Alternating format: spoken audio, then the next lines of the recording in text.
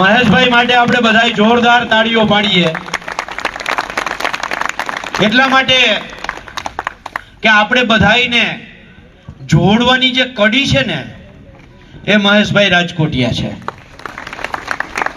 અને આખી ટંકારાની ટીમ એમણે આપણે બધાને જોડ્યા છે. એટલે મહેશભાઈ માટે એકવાર તાળીઓ પાડીએ. બીજું આપણે જે નાસ્તો કર્યો, ચા પીએ છીએ, અહીંયા આપણે બેઠા છીએ, એને મને ના પાડી હતી ઇકબાલભાઈ આવી કોઈ વાત કરવાના નથી, આ સંપૂર્ણ ખર્ચો પણ મહેશભાઈ આપ્યો છે. એટલે મહેશભાઈ માટે એક વખત જોરદાર તાળીઓ. મહેશભાઈ, જીતુભાઈ, કિશોરભાઈ, આ લોકોનું જ્યારે મળું ને ત્યારે અંદરથી આમ અપેક્ષા ઊભી થાય કે લડવાની ભૂખવાળા માણસો છે અને દુનિયાની કોઈ પણ લડાઈ, કોઈ પણ આંદોલન લડનારની અંદર જ્યાં સુધી ભૂખ ના હોય ને એ આંદોલનમાં પરિણામ ના મળે. આ જીતુભાઈ હોય, કિશોરભાઈ હોય અને ખાસ મહેશભાઈ, એની અંદર લડવાની ભૂખ છે ને એ ભૂખ આપણા બધાની અંદર પેદા કરી અને એટલે આ ટ્રેક્ટરનો થપ્પો લાગ્યો છે. અને આ ટ્રેક્ટરનો થપ્પો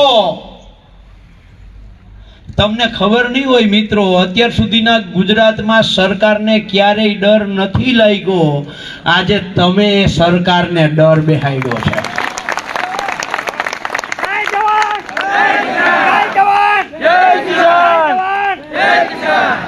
આ ડર हमें अच्छा लगा. અત્યાર સુધી સરકારો ખેડૂતોને ડરાવતી હતી, પહેલી વખત એવું બન્યું કે સરકારને ડર લાગ્યો છે. લાલજીભાઈ, જિગ્નેશભાઈ, જીવણભાઈ, ગઈકાલે રાતની ઘટના તમને કહું. 327 ખેડૂતોને આજની તારીખમાં કલેક્ટરે સુનાવણી માટે બોલાવ્યા હતા. અમે કહ્યું કે અમે તો ખેડૂત છીએ, સુનાવણીમાં અમારું ટ્રેક્ટર લઈને આવ્યું. ભાઈ અમે ખેડૂત છીએ, અમારું ટ્રેક્ટર લઈને તમે જવા ના કેમ પાડો? રાતના 8 વાગે ગુજરાતમાં પહેલી વખત કલેક્ટર કચેરી ખુલી.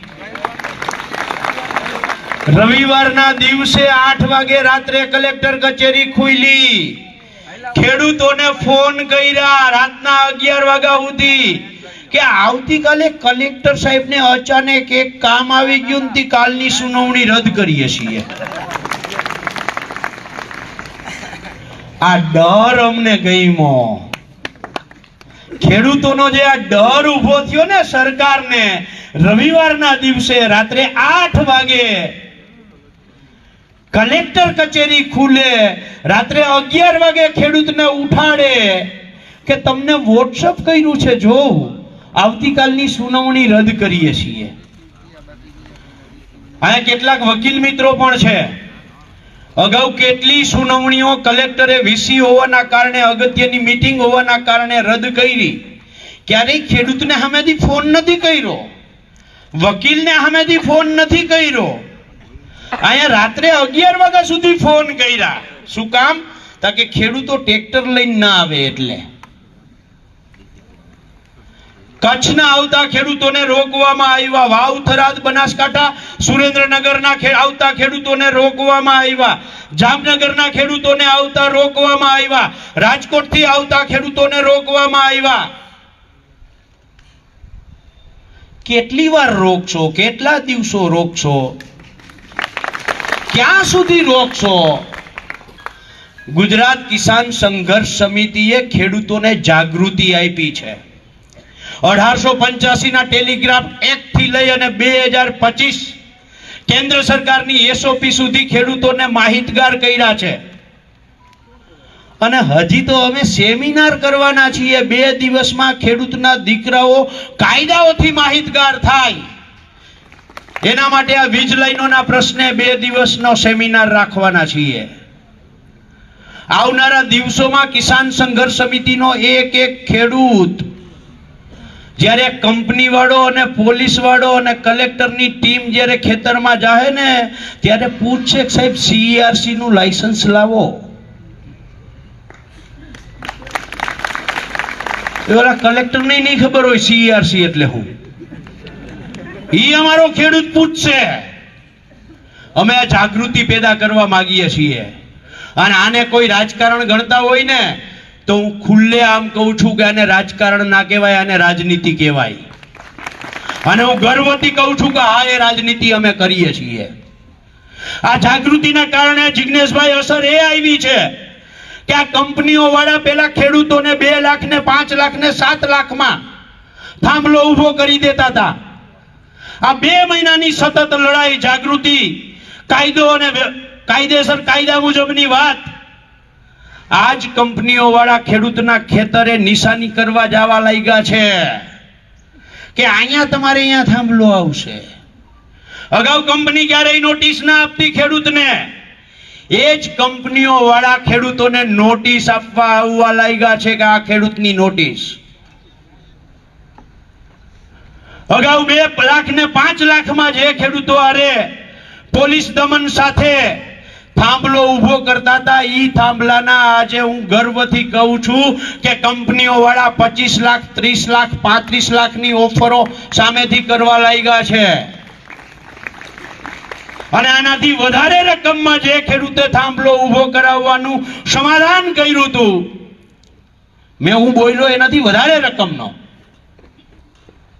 ઈ ખેડૂતને આ જાગૃતિના કારણે ખબર પડી કે તાણિયાના તો અલગ લેવાના થાય. એટલે ખેડૂતે કહ્યું કે મારા ખેતરમાં આપણું સમાધાન આ 67 મીટરમાં થાંભલો ઉભો કરો એનો છે. બહાર તમારે જો પગ મૂકવો હોય, તાણિયો નાખવો હોય તો એના એક તાણિયાના 5 લાખ દીઠ આપો તો થાય, બાકી ના થાય. આ જાગૃતિ છે. આ કામ કિસાન સંઘર્ષ સમિતિ કરે છે. અને આને કોઈ રાજકારણ ગણતું હોય તો એ રાજકારણ નથી, એ તમારો શબ્દનો ભ્રમ છે. આને રાજનીતિ કહેવાય ને ગર્વથી અમે કહીએ છીએ કે આ રાજનીતિ અમે કરીએ છીએ. મિત્રો, મારે 2-3 બાબત ખાલી તમારું ધ્યાન દોરવું છે. આપણે અહીંયાથી નીકળીએ, આગેવાનોને પણ વિનંતી કરું છું, અહીંયાથી આપણે ટ્રેક્ટર લઈને નીકળીએ ત્યારે શિસ્તબદ્ધ રીતે પોલીસ તંત્ર તો નોંધ લે કે નહીં કિસાન સંઘર્ષ સમિતિ આખી શિસ્તમાં છે. મીડિયાના મિત્રો પણ એની નોંધ લેવા જોઈએ કે નહીં, કાયદો અને વ્યવસ્થાને સાથે રાખી માથે ચડાવીને ચાલવા વાળી આ ટીમ છે. અહીંથી જેટલું પહેલું ટ્રેક્ટર હોય એની પાછળ બીજું ટ્રેક્ટર, બીજાની પાછળ ત્રીજું ટ્રેક્ટર, ક્યાંય ઓવરટેક કરવાની કોઈ અટકચાળો આપણે નહીં કરીએ. કારણ કે આપણે નેશનલ હાઈવે ઉપરથી પસાર થવાનું છે. ટ્રક આવતા હશે, નાની મોટી ઘટના બની તો વાતનું વતેસર થઈ જાય. આવું આપણે ક્યાંય કરવું નથી. કદાચ 2 મિનિટ ક્યાંક ફરજિયાત કોઈ ધરાર આડો વચ્ચે ઉતરે તો આપણે 1 મિનિટ પૂરતો સ્ટોપ કરવો પડે તો એ કરવાનો, બાકી 1 મિનિટે ટ્રેક્ટર આપણું અહીંથી નીકળ્યા પછી 1 મિનિટે ક્યાંય સ્ટોપ ન થાય. એક ટ્રેક્ટરની પાછળ બીજું ટ્રેક્ટર વ્યવસ્થિત રીતે હાલતું જાય. અને જો આપણે અહીંથી બહાર નીકળીએ અને પોલીસ એમ કહે છે કે આગળ નથી હાલવા દેવા, સમજો તો આપણે અહીંયા ઉપવાસમાં બેસી જવું છે. આપણે કોઈ સંઘર્ષ નથી કરવો. આ આપણી પ્રાઇવેટ માલિકીની જગ્યા છે. અહીંયા આપણે ઉપવાસમાં બેસી જવું છે. અને મારે ખાલી આ તંત્રને, સરકારને, પોલીસને એટલું કહેવું છે કે ભારતીય કિસાન સંઘમાં એવા કયા 8 તારલાઓ છે માથા ઉપર કે ભારતીય કિસાન સંઘ કચ્છમાં 7 કલાક નેશનલ હાઈવે બ્લોક કરે, એને તમે કરવા દો ને અમને કલેક્ટરે 327 જણાને બોલાવ્યા છે અને અમે અમારું ટ્રેક્ટર લઈને જઈએ છીએ ને તમે અમને ના પાડ્યો. આવો ભેદભાવ હું કામ? ભાજપની ભગીની સંસ્થા છે, ખેડૂતોની પીઠમાં ખંજર ભોગે છે, કંપનીઓ સાથે કુલડીમાં ગોળ ભાંગે છે, એટલે ભારતીય કિસાન સંઘને 7 કલાક નેશનલ હાઈવે બંધ કરવાની છૂટ. અને અમને કલેક્ટરે બોલાવ્યા છીએ.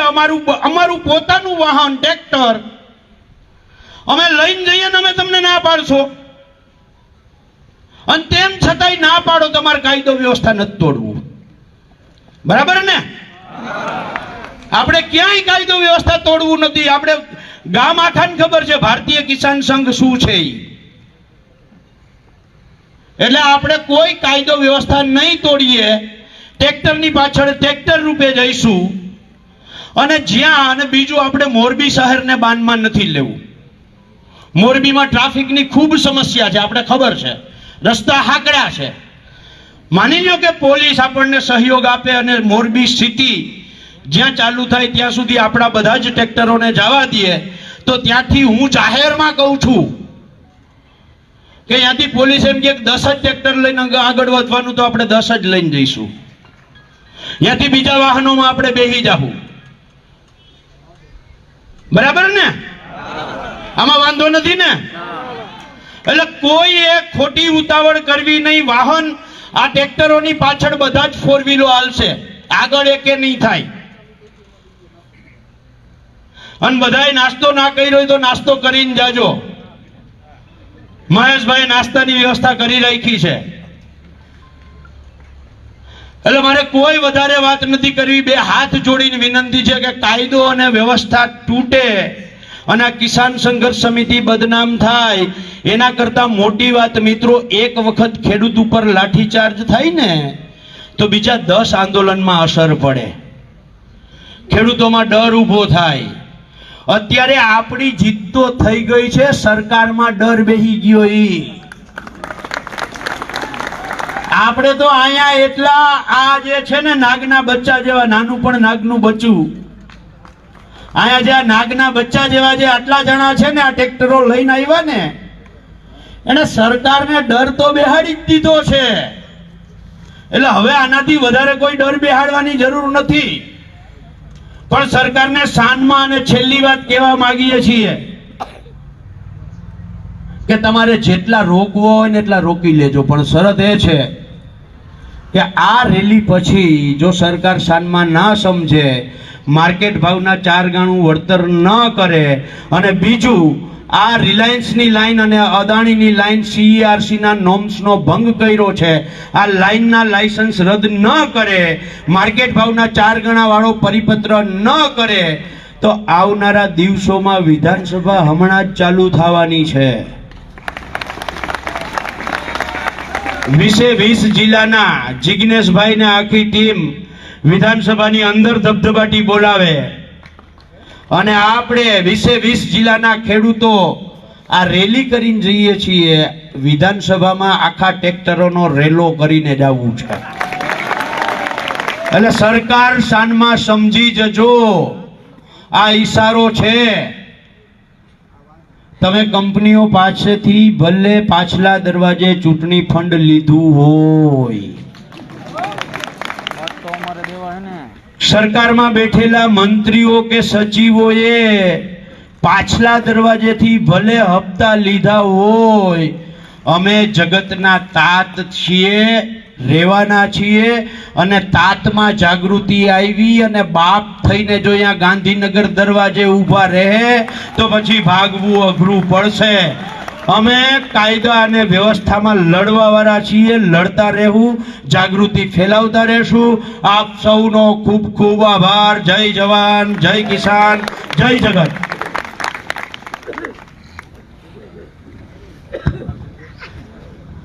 ખૂબ સરસ પાલભાઈ.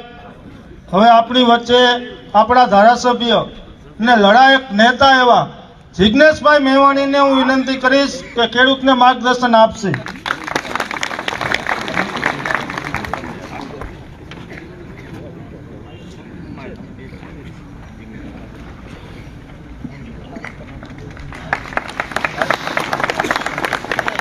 જય જવાન,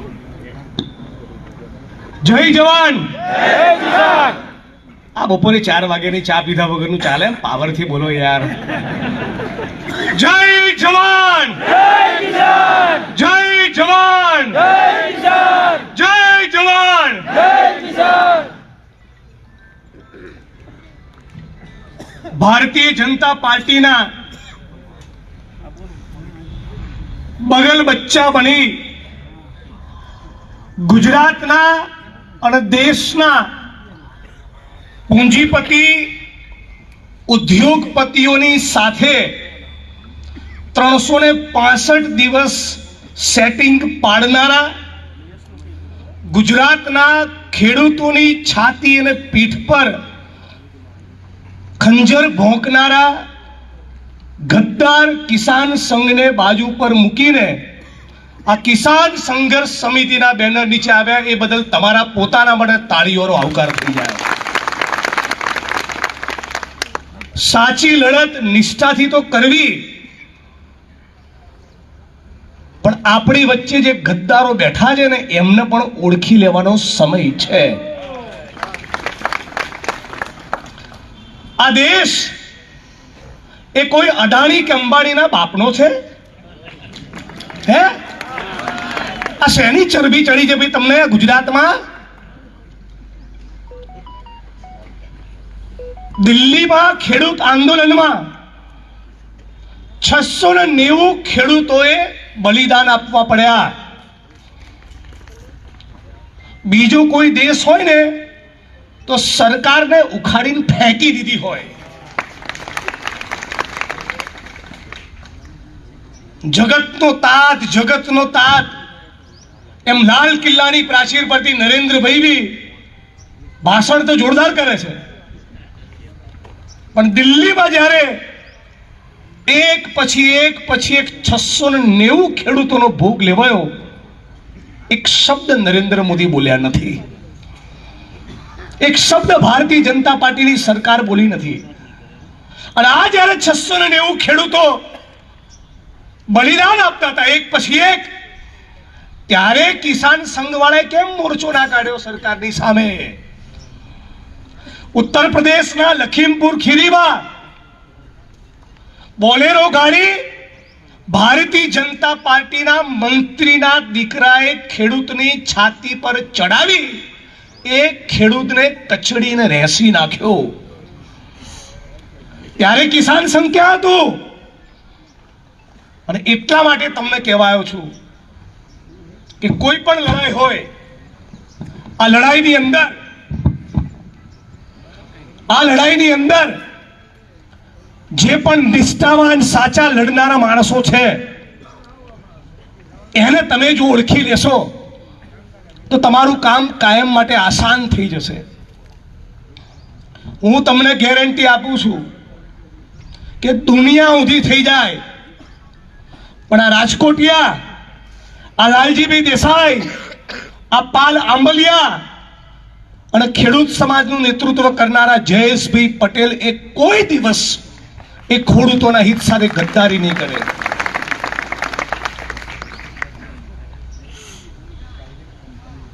આપણા દેશની અંદર અને ગુજરાતની અંદર અદાણી, અંબાણી, રિયલ એસ્ટેટના માફિયાઓ, મોટા મોટા ઉદ્યોગપતિ, મોટા મોટા બિઝનેસમેન, આ લોકોએ 25 વર્ષથી એક પ્રકારનો આતંક ફેલાયો છે. ખેડૂતની અરજી હશે કે નહીં હોય, એની જમીન લઈ જ લેવાની, એનું ગૌચર સાફ કરી નાખવાનું, એની છાતી પર ગાડી ફેરવી નાખવાની, અને ભલે ને 700 ખેડૂતો દિલ્હી પર મરી જાય, આ સરકારના પેટનું પાણી હલતું નથી. હમણાં ગઈકાલે હું લાલજીભાઈ ને જયેશભાઈ સાથે હું સમજતો તો બધું શું મુદ્દો છે, કાલે આપણે શું બોલવાનું છે, ત્યારે મને કીધું કે ગુજરાતમાં તો વીજળી સરપ્લસ છે. વિધાનસભાના મંચ પર અને આવી જાહેર સભાના મંચ ઉપર સરકાર તો ફાંકો મારે છે કે અમારા રાજ્યમાં તો વીજળી સરપ્લસ છે. તો શેના માટે અદાણી અંબાણીની તમે ચાપલુસી કરી રહ્યા છો? ગુજરાતમાં વીજળી જો સરપ્લસ હોય, આપણે બીજા રાજ્યોને વીજળી પહોંચાડવા માટે સક્ષમ હોઈએ, તો આ ખેડૂતોની મરજીની વિરુદ્ધ પોલીસને આગળ કરી, પેલા 8 ચોપડી પાસના ઈશારે પોલીસને આગળ કરી ખેડૂતના ખેતરમાં થાંભલા નાખવા દે. અને આ લડતમાં constable, head constable, PSI, PI એનો કોઈ વાંક નથી. વાંક તો પૂંજીપતિઓની ચાપલુસી કરી રહેલા પેલા 8 ચોપડી પાસનો છે. એ 8 ચોપડી પાસને બેસાડ્યો જ એટલા માટે છે કે ગૌતમભાઈ ફોન કરે અને ખટાક દઈને સહી કરી દે. જો કે સહી કરતા આવડતું છે એટલું તો આજે આપણે સવાલ એ પૂછવા માટે ભેગા થયા છીએ કે ખેડૂત હું, જમીન મારી, ટેક્સ મારું, વોટ મારો, ચૂંટીને મોકલું હું, અને જલસા કરે અદાણી અંબાણી, ચાપલુસી કરે 8 ચોપડી. આપણે કોઈ પણ સંજોગોમાં ચલાવવાનું નથી. પણ આટલો બધો અત્યાચાર અને આતંક હોય તો ચૂંટણી આવે ત્યારે આપણને કંઈક થઈ જાય છે.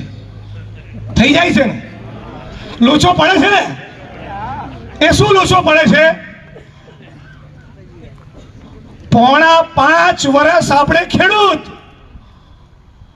અને મતદાન કરવાનું હોય ત્યારે આપણે કોળી, ત્યારે માલધારી, ત્યારે કડવા લેવા, ત્યારે દેવી પૂજક ઠાકોર ને દલિત, અને બાકીના 5.5 વર્ષ આપણે ખેડૂત. એટલે આ જાતિનું ભૂત જે આપણા માહિલામાં ધૂણે છે એને મસળીને બહાર ફેંકી દો અને કહો કે અમારી ફક્ત એક જ ઓળખ છે, ખેડૂતના દીકરા છીએ, ભારતવાસી છીએ. આના સિવાય બીજી કોઈ અમારી ઓળખ નથી.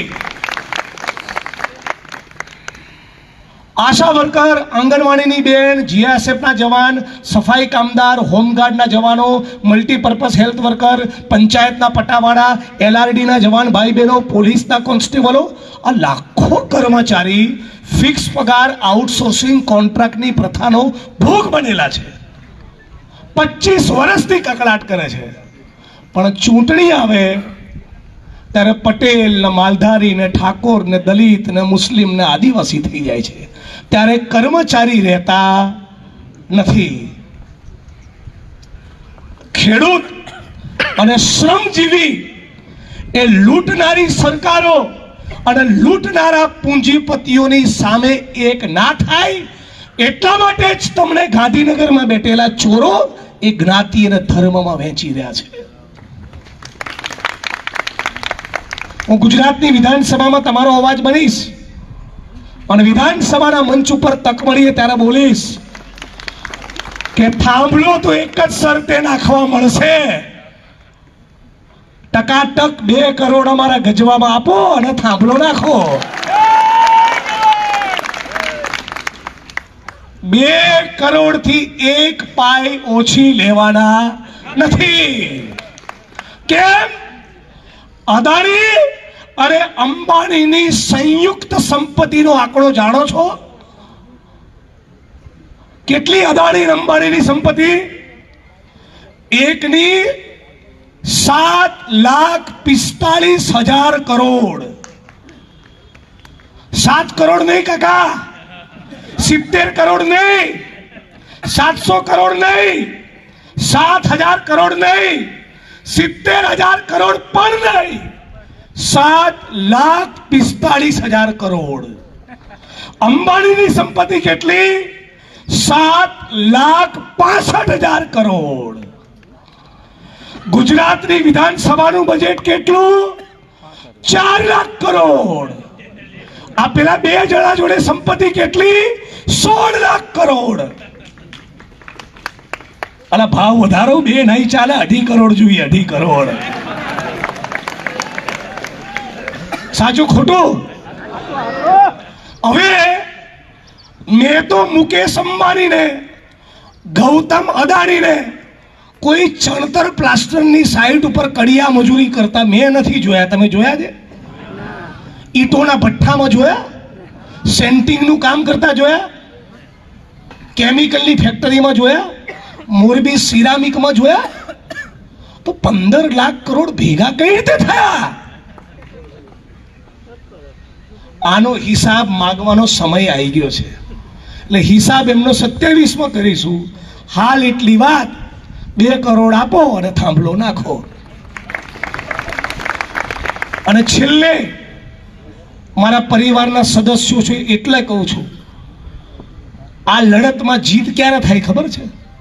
જીતવું છે ને લડતમાં, પાક્કું જીતવું છે ને? ખેડૂતના દીકરા છો ને? મોરબીના સિરામિકની ફેક્ટરીમાં કોઈ મજૂરનું શોષણ થતું હોય અને એના મુદ્દે પણ તમારો માહિલો કે લડવું જોઈએ, ત્યારે જીત થાય.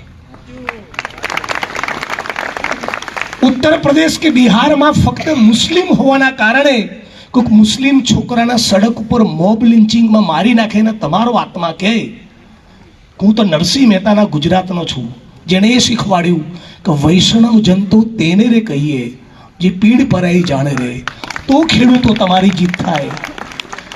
ઉનામાં ગાડી જોડે બાંધીને 4 દલિતોને માર્યા હતા અને તમારો આત્મા કકળી ઉઠે આ દલિત ભાઈઓ સાથે ખોટું થયું. ખેડૂતો એ દિવસે તમારી જીત થાય. તમે TV9 માં જ્યારે જુઓ કે 450 રૂપિયા માટે દાહોદ, ગોધરા અને પંચમહાલનો કડીયો મજૂર અમદાવાદની બરોડાની બિલ્ડિંગ પરથી પડીને મર્યો અને એની લાશ ઉપાડવા માટે કોઈ માણસ નથી. એ તમારો આત્મા કકળી ઉઠે ને, એ દિવસે ખેડૂતો તમારી જીત થાય. ખેડૂતો તમારી જીત તો એ દિવસે થાય જ્યારે તમે કબીરને સમજો. કબીર કહે છે કે એક રામ દશરથ કા બેટા, दूजा जो घट घट में बैठा. एक राम दशरथ का बेटा, दूजा जो घट घट में बैठा, तीसरे राम का सकल पथारा, चौथा सबसे निर्गुण सबसे न्यारा. આ ભારત માતાની છાતી પર ઊભો ચીરો કરી હિન્દુ મુસલમાનના ભાગલા કરનારા ભારત ભૂમિના ગદ્દારો, જેમને જનગણ મન ના ગાયું, 52 વર્ષ તિરંગો ના લહેરાયો, દેશની આઝાદીની ચળવળમાં ભાગ ના લીધો, જે ફૂલે અને આંબેડકર જોડે નહોતા, જે ગાંધી અને સરદાર જોડે નહોતા, જે ભગતસિંહ સુખદેવ અને રાજગુરુ જોડે નહોતા, જે સુભાષચંદ્ર બોઝ જોડે નહોતા, આ ચોરોને તમે ઓળખી જાઓ, એ દિવસે તમારી જીત થાય. તો આપણે, મારી વાણીને વિરામ આપું છું, આપણી અંદરનો જાતિ અને કોમવાદનો તમામ કચરો દૂર કરી ફક્ત ખેડૂત બની જઈએ, કર્મચારી બની જઈએ, શ્રમિક બની જઈએ. આના સિવાય બીજી કોઈ ઓળખ ના રહે. અને અર્જુનને પેલી પક્ષીની જેમ આંખ દેખાતી હતી એમ તમને 2 કરોડનું બંડલ દેખાય. આટલું કરીશું તો આપણી જીત નિશ્ચિત છે. બીજા સાથીઓને આપણે સાંભળવાના છે. છેલ્લે મારી વાણીને વિરામ આપતા પહેલા એક વિનંતી કરું. આ સભામાંથી જ્યારે પણ છૂટા પડીએ, શાંતિથી એટલો વિચાર કરજો, તમારા ખેતરમાં થાંભલો લાગ્યો કે નહીં લાગ્યો, પણ તમારો દીકરો જો ડ્રગ્સના રવાડે ચડશે ને, તમારી 500 વીઘા જમીન હશે તો કોઈ મતલબ નહીં રહે. આપણા ગુજરાતમાં 15-17 વર્ષના યુવાનો અને યુવતીઓ, દીકરા દીકરીઓ ડ્રગ્સ લેતા થઈ ગયા. કેટલી ઉંમરના? 15-17 વર્ષના. દારૂનું વ્યસન છૂટી જતું હોય છે, સિગરેટ અને તમાકુનું વ્યસન છૂટી જતું હોય છે, પણ એક વખત અઠવાડિયામાં 5 દિવસ કોઈ ડ્રગ્સ લે એટલે એ બંધાણી થઈ ગયો. તમારું, મારું, આ પોલીસના મિત્રોનું, મીડિયા કર્મીઓનું કોઈનું ઘર બચવાનું નથી. આ ડ્રગ્સ સામેની લડાઈમાં પણ આ મંચ ઉપરના નેતાઓને સાથ સમર્થન આપજો. ઘર અમારું અને તમારું બંનેનું બચશે. બાકી આ રાજ્યનો એક ગદ્દાર મંત્રી એ ડ્રગ્સમાંથી, ચરસમાંથી, કૂટણખાનામાંથી, દારૂમાંથી કમાતો હોય, એને ખેડૂતો માટે કોઈ લાગણી ના હોય. આટલું સમજી લેજો. એટલે મારી વાણીને વિરામ આપું છું. આપ સૌનો ખૂબ ખૂબ આભાર. તમે કહેશો ત્યાં સુધી તમારી જોડે ઉપવાસમાં બેસીશ. તમે કહેશો કે નહીં કહો, વિધાનસભા તમારો અવાજ હું બુલંદ કરીશ. આટલું તમને વચન આપીને મારી વાણીને વિરામ આપું છું. જય ભીમ, જય સંવિધાન.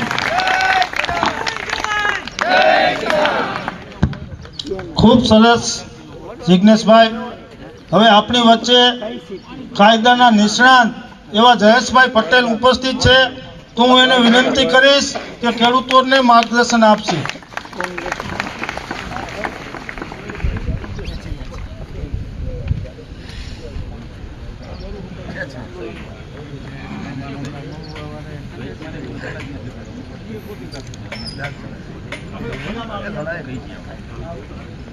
ના એને ટેકો રાખવો છે.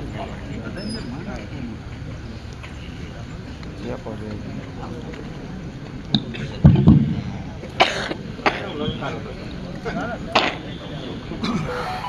ઉપસ્થિત મહાનુભાવો ભાઈ શ્રી લાલજીભાઈ, જિજ્ઞેશભાઈ, પાલભાઈ, મહેશભાઈ રાજકોટિયા, ખાસ કરીને કે આટલી વિકટ પરિસ્થિતિમાં અને વહીવટી તંત્ર અને પોલીસ તંત્રની સામે ઝીંક ઝીલીને જેણે આ કાર્યક્રમનું આયોજન કર્યું છે, દિન રાત એક કરીને આયોજન કર્યું છે, એવા શ્રી મહેશભાઈ રાજકોટિયા, અન્ય અમારા કિસાન સંઘર્ષ સમિતિના સાથી ડાયાભાઈ ગજેરા અને ઉપસ્થિત આટલી વિશાળ સંખ્યામાં કે ગઈકાલે કલેક્ટર તરફથી કહેવામાં આવ્યું કે આજની સુનાવણી રદ કરવામાં આવી છે, છતાંય આટલી મોટી સંખ્યામાં ઉપસ્થિત ખેડૂત બહેનો અને ભાઈઓ, જિજ્ઞેશભાઈ બેટિંગ કરીને જાય અને પછી બોલવાનું આવે એટલે થોડી તકલીફ તો થાય, પણ ઘણા વર્ષોથી ખેડૂતોના પ્રશ્ને અમે લડતા આવ્યા છે.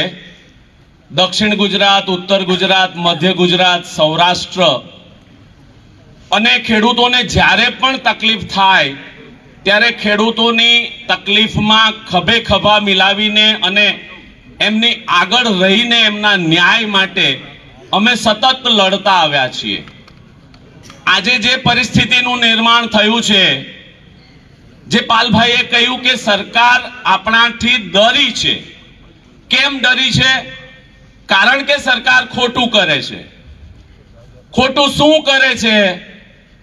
તો એ માલેત તુજારોની દલાલી કરીને માલેત તુજારોને, પૂંજીપતિઓને, ઉદ્યોગપતિઓને વધારે પડતું રૂપિયા કમાવવા આપવાની નીતિ બનાવે છે. એટલે જ્યારે સમાજના છેવાડાનો નાગરિક સંગઠિત થઈને અવાજ મોટો કરે છે ત્યારે સરકારને ડર ઊભો થાય છે.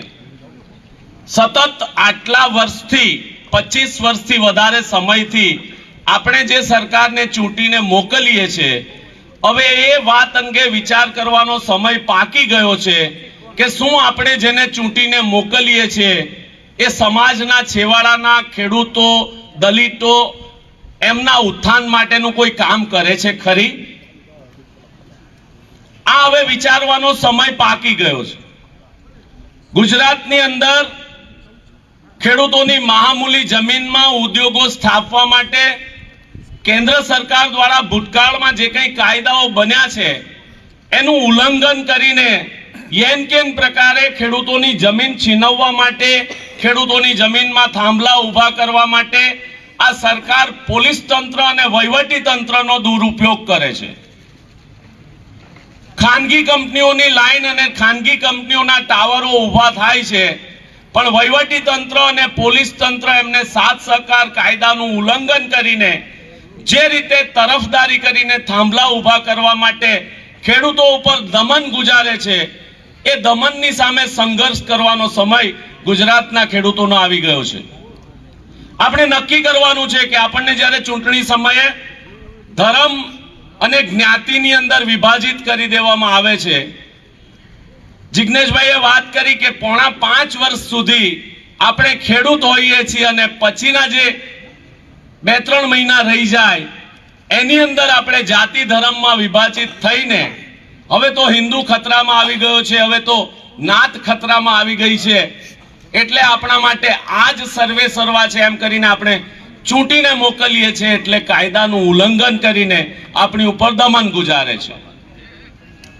કાયદાઓ, અંગ્રેજો દ્વારા બનાવેલા કાયદાઓ જેને રદ કરી દેવામાં આવ્યા છે, એ રદ થયેલા કાયદાઓ ઉપર આપણી ઉપર કલેક્ટર કાર્યવાહી કરીને જબરજસ્તી પોલીસ ફોર્સ મોકલાવીને ટાવરો ઊભા કરવાની કાર્યવાહી ચાલુ કરેલી છે. એની અંદરથી બહાર નીકળીને જે જિગ્નેશભાઈએ વાત કરી કે ભાઈ 2 કરોડ રૂપિયા કઈ બહુ મોટી વાત નથી. તમે જે યુનિટ વેચો છો એ સરકારને જ વેચવાના છો અને સરકાર એ પ્રજા પાસે જ એના યુનિટના પૈસા લઈને એમાંથી ખાનગી કંપની નફો કરવાની છે. તો ભાઈ તમને 2 કરોડ આપવા માટે શું પેટમાં દુખે છે? એટલે પરંતુ કારણ કે સરકાર પૂંજીપતિઓની છે, સરકાર માલે તુજારીઓની છે, સરકાર ઉદ્યોગપતિઓની છે, એટલે ઉદ્યોગપતિઓને નુકસાન જાય, એનો નફો ઓછો થાય એવા કોઈ કાર્યક્રમ સરકાર કરતી નથી, એવા કોઈ કાર્યો સરકાર નથી કરતી. કારણ કે ઉદ્યોગપતિઓને નફો થશે તો એને ચૂંટણી ફંડમાં વધુ રૂપિયા મળે અને એ વધુ રૂપિયા ચૂંટણી દરમિયાન એ ખર્ચી શકે એટલા માટે આ સરકાર ઉદ્યોગપતિઓની તરફદારી કરે છે. 2 ઉદ્યોગપતિ જેની 15 લાખ કરોડ કરતા વધારાની મિલકત છે. આજે આપણે જ્યારે આપણો માલ ઉત્પાદન થયેલો બજારની અંદર વેચવા જઈએ ત્યારે આપણે જે ખર્ચ કર્યો છે એટલો પણ આપણે મેળવી શકતા નથી. 3 કૃષિ કાયદાઓને લઈને જ્યારે આંદોલનો ચાલ્યા અને 700 કરતા વધારે ખેડૂતની શહાદત વોરી ત્યારે આ સરકારનું એક પણ પેટનું પાણી હલ્યું નહોતું. પેટનું પાણી હલ્યું નહોતું. 750 કરતા વધારે ખેડૂતોએ શહાદત વોરી. અંતે કાયદાઓ પાછા ખેંચાયા. એ જ વસ્તુ આજે અમે કહીએ છીએ કે ભાઈ તમે 765 કેવીની લાઈન નાખો છો. 765 કેવીની લાઈનમાં કચ્છથી લઈને નવસારી અને બોઈસર સુધી અને આ બાજુ દાહોદ ગોધરા સુધી ગુજરાતના 20 જિલ્લાઓને અસર કરતી વાત છે. 20 જિલ્લાઓમાંથી આ ટાવર લાઈન પસાર થવાની છે અને દરેક જિલ્લામાં ઓછામાં ઓછી 6 થી 7 લાઈનો નીકળવાની છે. તમારે ત્યાં તો વધારે નીકળશે કારણ કે ઉત્પાદન ખાવડાની અંદર થાય છે અને અહીંયાથી જ બધી લાઈનો પસાર થવાની છે. એટલે આ વિસ્તારમાં તો 12 કરતા વધારે લાઈનો નીકળવાની છે. જો હું ખોટો ન હોઉં તો અત્યાર સુધીમાં લગભગ 4 લાઈનના કામો આ વિસ્તારમાં ચાલે છે. હજી બીજી 8 થી 9 લાઈનો આ વિસ્તારમાંથી નીકળવાની છે. એટલે આપણે કોઈ દબાણમાં કે પ્રલોભનમાં આવી ગયા તો આવનારી પેઢી દરેક ખેતરમાં થાંભલા સિવાય એને બીજું કંઈ દેખાવાનું નથી. અને થાંભલા બાંધવાથી જે જમીનનું ડિવેલ્યુએશન થાય છે એને લઈને જે જમીનની અંદર પાક નથી પાકવી શકતા આપણે થાંભલાનો 22 બાય 22 મીટરનો થાંભલો એટલે ખૂબ મોટું નુકસાન જવાનું છે. આપણા અસ્તિત્વની સામે પ્રશ્ન ઊભો થવાનો છે. એને માટે આપણે ધર્મ જાત ન્યાત બધું ભૂલીને હું ખેડૂત છું, હું જગતનો તાત છું, આ એક વાત સાથે આપણે સંકલ્પ કરવો પડે કે ભાઈ મારા ખેતરમાં મને માંગેલું વળતર અથવા તમે જ બનાવેલો કાયદો કે જે માર્કેટ વેલ્યુના 4 ગણા મને જ્યાં સુધી નહીં મળે ત્યાં સુધી હું મારા ખેતરમાં થાંભલો બાંધવા નથી દેવાનો. અને આટલો સંકલ્પ કરીને આપણે ઉઠીએ. આ જે સરકાર ટ્રેક્ટરોની રેલીને કે એ રોકવાનો પ્રયત્ન પહેલી વખત નથી કરતી, કારણ કે અમે તો ઘણા બધા વર્ષોથી આ બધા કાર્યક્રમમાં છીએ. બુલેટ ટ્રેન અંગેની આ જ પ્રકારની સુનાવણી કરવા માટે પાલભાઈ એક નાનો અમથો દાખલો. બુલેટ ટ્રેનના અસરગ્રસ્ત ખેડૂતો સુરત જિલ્લામાંથી આ જ પ્રકારે વાંધા રજૂ કરવા માટે જવાના હતા અને વાંધા રજૂ કરીએ એને માટે કોઈ પરવાનગી લેવાની ન થાય અને જ્યાં બુલેટ ટ્રેનનું સુરતમાં સ્ટેશન બનાવવાનું છે ત્યાંથી સુરત કલેક્ટરને અમે આવેદન આપવા માટેનો એક કાર્યક્રમ લીધો અને એ માટે અમે કોઈ પરવાનગી નહીં લીધી. એટલે અમે જ્યારે રેલીની શરૂઆત કરી ત્યારે અમને રોકવામાં આવ્યા. પહેલા ટ્રેક્ટર ઉપર અમે બેઠા અને પોલીસને કીધું કે ભાઈ તારી તાકાત હોય તો અમને રોક. ખૂબ આનંદ સાથે પાલભાઈ હું કહું કે અમે ટ્રેક્ટર ઉપર બેઠા ને ચાલુ કરી એટલે વિસ્તારના પોલીસ ઇન્સ્પેક્ટર અમારી પાસે આવ્યા.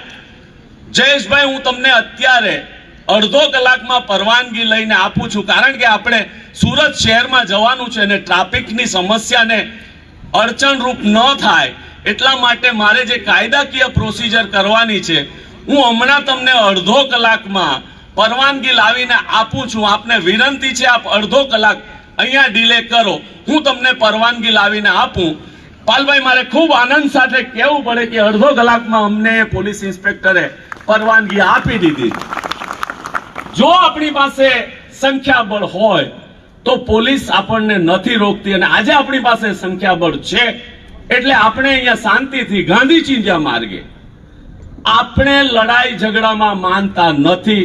કિસાન સંઘર્ષ સાથે સંકળાયેલા 23 સંગઠનો લડાઈ ઝઘડામાં કે કાયદો વ્યવસ્થા તોડવામાં માનતા નથી, એટલે આપણે કાયદાની મર્યાદામાં રહીને અહીંયાથી નીકળવાનું છે.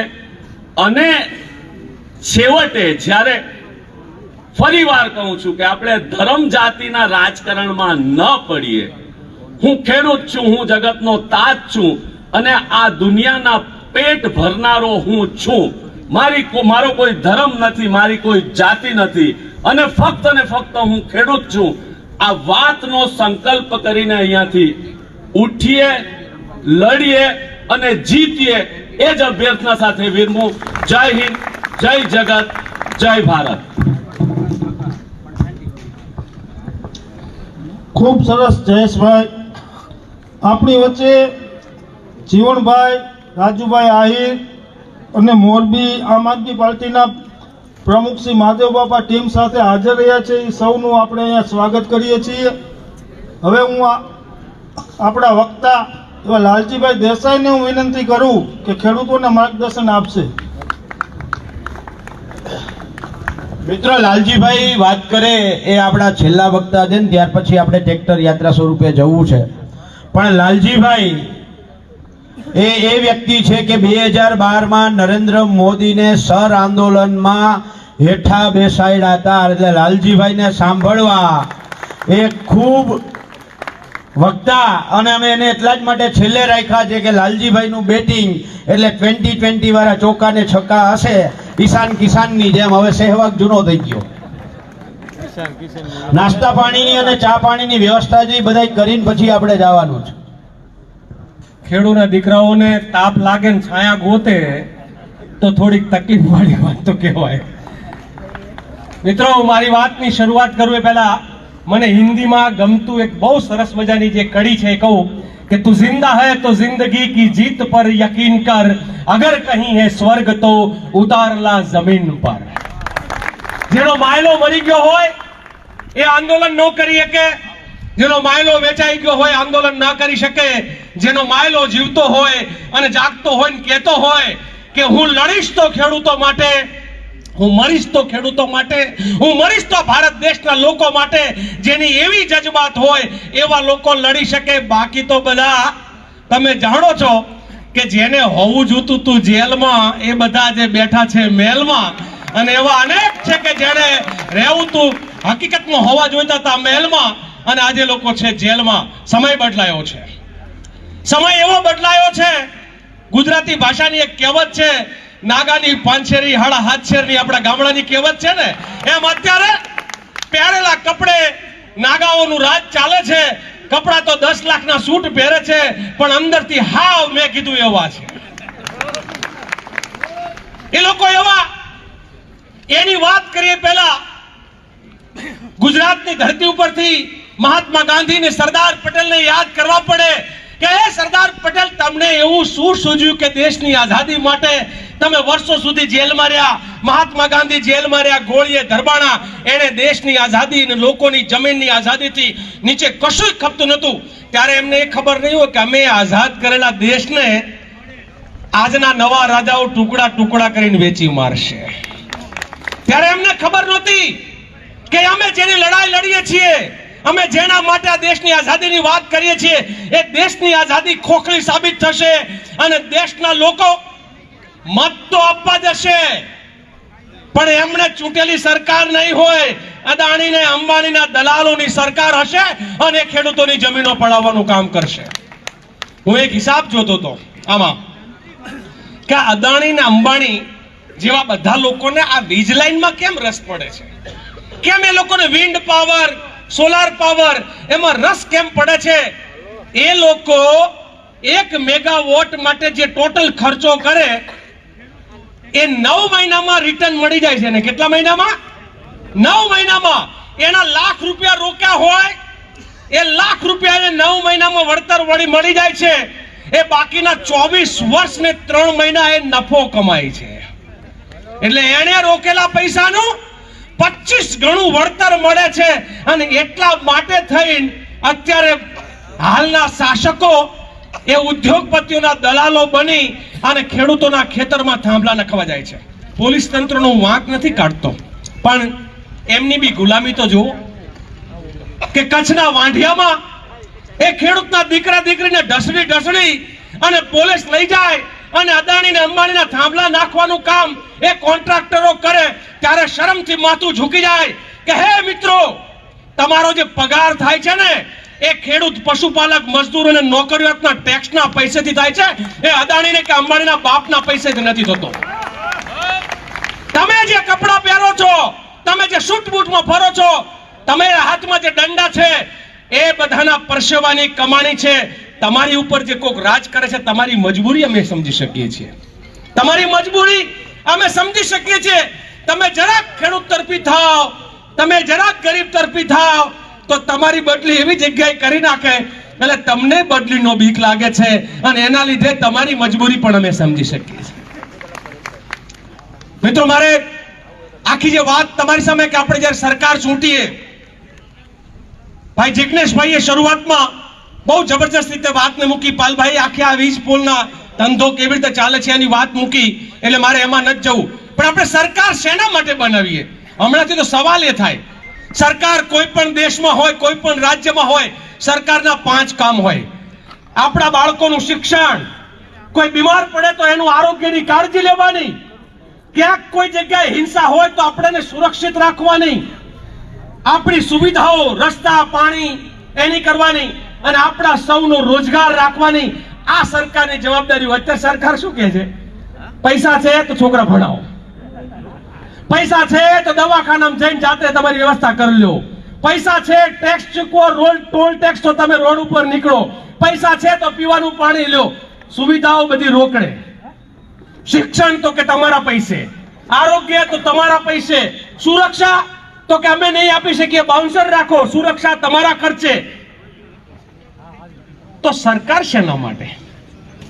આપણે બધા ચૂંટીને મોકલી શેના માટે? અદાણી, અંબાણી અને એના જેવા રંગા બિલ્લાઓને આ દલાલી કરવા માટે? આ સરકાર એમને જમીનો અપાવવા માટે? આ સરકાર રાતોરાત એવા કાયદા બનાવે કે જેના કારણે ખેડૂતની જમીન છે એ ખેડૂતની નારે અને અંબાણી અદાણીના કોન્ટ્રાક્ટરો આવીને, ગુંડાઓ આવીને પોલીસ તંત્રને આગળ કરીને તમારી જમીનમાં થાંભલા નાખી દે.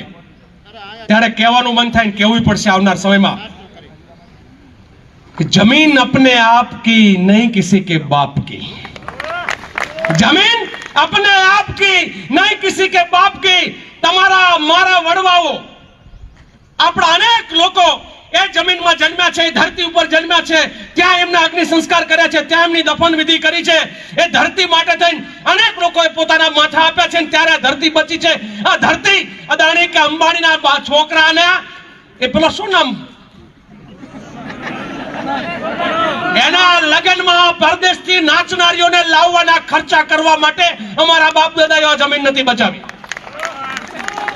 તમારે હજારો કરોડના ખર્ચે 40 માળના બિલ્ડિંગો બનાવો, તમારા કૂતરાઓને આઈસ્ક્રીમ ખવડાવો અને નાચનારીઓ લાવો અને અમારા છોકરા ભૂખા મરે, અમારા છોકરાઓની જમીનો છીનવાઈ જાય, અમારા બાળકોનું ભવિષ્ય છીનવાઈ જાય. એના માટે અમે સરકાર નથી બનાવતા. ચેતી જવાની જરૂર છે. અને હું તમને કહું છું મિત્રો, જ્ઞાતિ જાતિના વાળામાં આપણે વેચાઈ ગયા તો આપણી જમીનો નહીં બચે.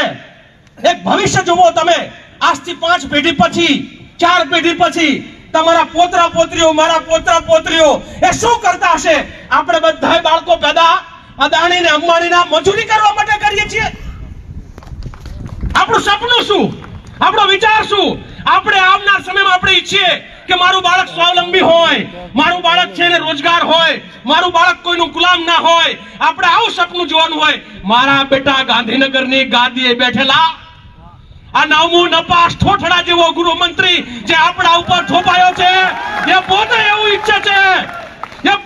ઈચ્છે છે કે એની પોલીસ તમને ધમકાવે, એની પોલીસ તમને દંડા મારે અને એની પોલીસના બળજબરીથી તમારું ને મારું બધું છીનવાઈ જાય અને હું ને તમે આવનાર સમય છે કોકના દાળિયા બની જઈએ, કોકના મજૂર બની જઈએ. આ લડાઈ આ માલિકો સામે, એમના માલિકો સામે, એમના માલિક. આ તો કહેવાના મુખ્યમંત્રી ને કહેવાના ગૃહમંત્રી, માલિક તો એમના બાપ બીજા બેઠેલા છે. આ લડાઈ એના માલિકો સામેની છે. એક ઈસ્ટ ઇન્ડિયા કંપની આવી અને આપણને 200 વર્ષ ગુલામ કર્યા. અત્યારે તો 3 વેસ્ટ ઇન્ડિયા કંપની છે. ટાટા તો કે એ ગુજરાતનો, અદાણી તો કે એ ગુજરાતનો, અંબાણી તો કે એ ગુજરાતનો. અલા ગુજરાતના હોય અને પેલું ગાળા આવ્યો, બધા ગાયક કલાકારો જે છે ને આજકાલ ભડવાઈ કરે છે, ભવાઈ કરે છે અને એવું બોલે છે અંબાણી ગુજરાતી ને અદાણી ગુજરાતી. આવો લૂંટે છે, ભેગા થઈને એને ગુજરાતી કહી અને અમારું નાક ના કપાવો તમે. અદાણી અંબાણી ગુજરાતી કહેવાતા હોય તો ગુજરાતના બાળકોનું શિક્ષણ મફત થાય એના માટેની સ્કૂલ અને કોલેજો ખોલો. એક હોસ્પિટલ 100 કરોડની ભુજમાં બનાવી હતી તમારા મારા ટેક્સના પૈસે. ભૂકંપ પછી એ અદાણીએ લઈ લીધી, આપણું બનાવેલું લઈ લે છે અને લાખ 50 લાખ ને કરોડ મેડિકલમાં ફી લે છે. સવાલ એ થાય એ નરેન્દ્ર મોદીને કહેવું પડે, અમિત શાહને કહેવું પડે, આપણા ભોપાભાઈ તો કોઈ પૂછતું નથી. હું તો એમની મજબૂરી માનું છું ખરેખર. અરે મુખ્યમંત્રી હોય તો કેવો હોય, કેશુ બાપા જેવો હોય, માધવસિંહ સોલંકી જેવો હોય, બાપભાઈ જસભાઈ પટેલ જેવો હોય. આ મોરબી બાપભાઈ જસભાઈ ક્યાંથી ચૂંટાતા હતા?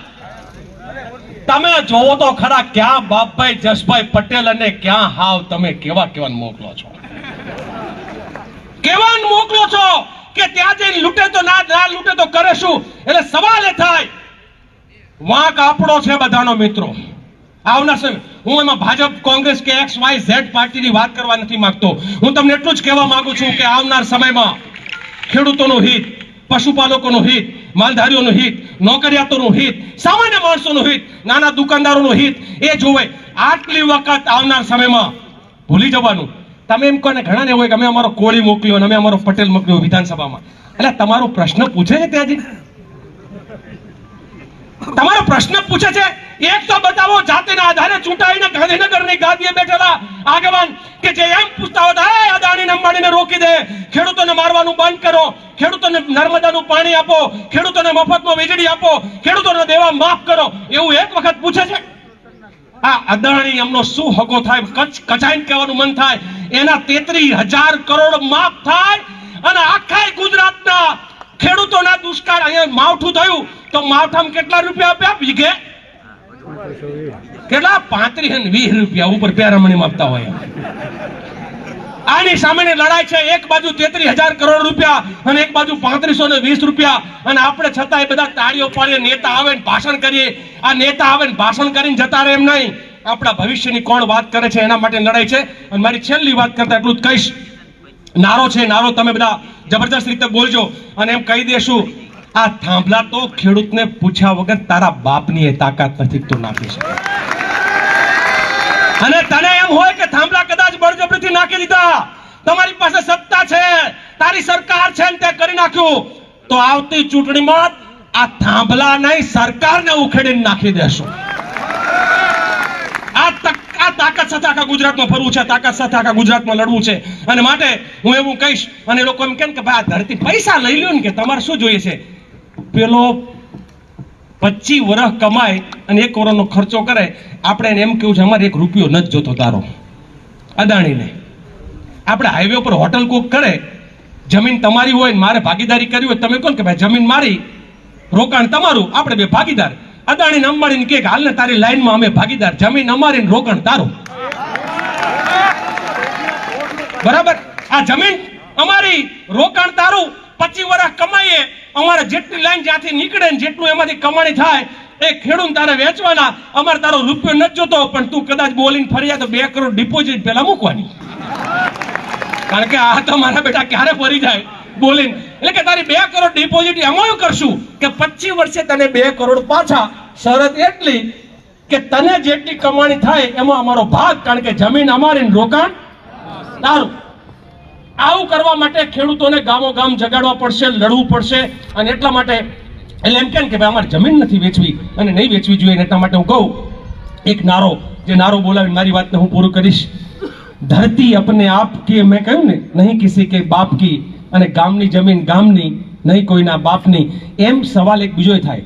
હું શહેરમાં થોડા ટાઈમ રહ્યો એટલે ખબર પડી મને, મારી વાતને લંબાવી નથી, પણ ખેડૂત પેદા કરે ને ભૂખે મરે, માલધારી દૂધ પેદા કરે ને એના બાળકોને દૂધ ના મળે, મજૂર જે મજૂરી કરે એને રહેવા માટે મકાન ના મળે, એના પરસેવાનો, અને જે કશુંય ના કરે, જેમ જિગ્નેશભાઈ કીધું કે જેણે એક તગારું કોઈ દી જિંદગીમાં નથી ઉપાડ્યું એ 40 માળના મકાનમાં રહે. એટલે કંઈક તો ખોટું થાય છે. આ ખોટાની સામે આપણે બધાએ એક થવાની જરૂર છે. અત્યારે એવું છે ખોટા એક છે અને હાચા બધા નોખા નોખા છે. એટલે આપણે હાચા બધા એક થઈએ અને એકી અવાજે બોલીએ કે ધરતી સે ક્યા નાતા હૈ, ધરતી હમારી માતા હૈ. ધરતીને માં માનો કે નથી માનતા બધા? પણ અવાજ નાભીમાંથી આવવો જોઈએ, કારણ કે રાક્ષસ બહુ મોટો છે, તીર નાભીમાં મારવાનું છે ભવિષ્યમાં. ધરતી સે ક્યા નાતા હૈ, ધરતી હમારી માતા હૈ. અરે ધરતી સે ક્યા નાતા હૈ, ધરતી હમારી માતા હૈ. આ ધરતી માતાની લડાઈ લડવા માટે હું મહેશભાઈ રાજકોટિયાને કહીશ કે મહેશભાઈ, તમને લાખ લાખ વંદન. તમારા જેવો સપૂત આ ધરતીમાં પાકે તો ખેડૂતોની લડાઈ લડે. અને તમારા જેવા માનો કે ભાઈ કિશોરભાઈ મોરબી છે, પછી અનેક લોકો અહીંયા છે, બધાને હું કહીશ કે અમે તો એમ કહીએ છીએ અમને નડનારો નહીં લડનારો આપ. અમને નડનારો નહીં લડનારો આપને. આવા લડનારા આપણી વચ્ચે હોય ત્યારે આ લડવૈયાની લડાઈમાં આપણે સૌ સાથ આપવો જોઈએ. અને એના માટેની એક કહેવત કહીને મારી વાત પૂરી કરીશ. જણનારીમાં જોર હોય તો હુવેણી કંઈક કરે. એટલે તમે આ નક્કી કરજો કે આ લડાઈ તમારે લડવી છે કે કોકના ભરોસે હુવેણીના ભરોસે છોડ દેવી છે. લડવી છે ને. આપ સૌનો ખૂબ ખૂબ આભાર. જય હિન્દ.